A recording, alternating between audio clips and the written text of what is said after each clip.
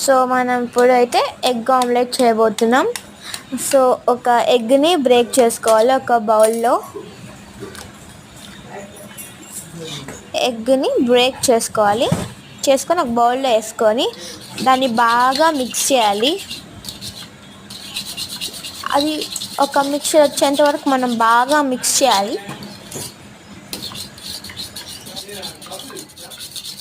బాగా మిక్స్ చేయండి.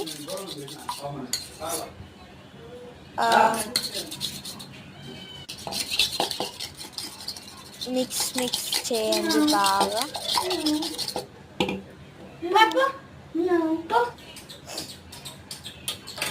చేశాక మీరు కొంచెం సాల్ట్ వేసుకోవాలి.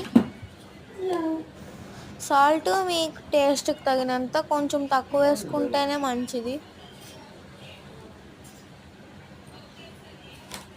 సాల్ట్ వేసుకున్న తర్వాత మళ్ళీ మనము మిక్స్ చేయాలి బాగా.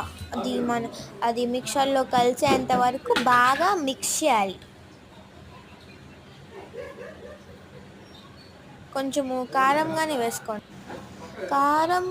కారం తినేవాళ్ళు ఇంకొంచెం వేసుకోండి కారం.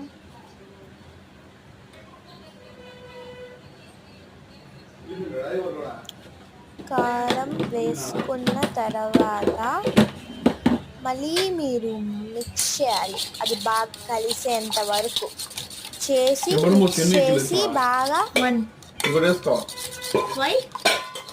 అది కలిసేంత వరకు మిక్స్ చేయండి. నేను ఇందాక ఒకటే వేసాను. ఇప్పుడు మళ్ళీ ఇంకొకటిగానే వేసుకుంటున్నాను.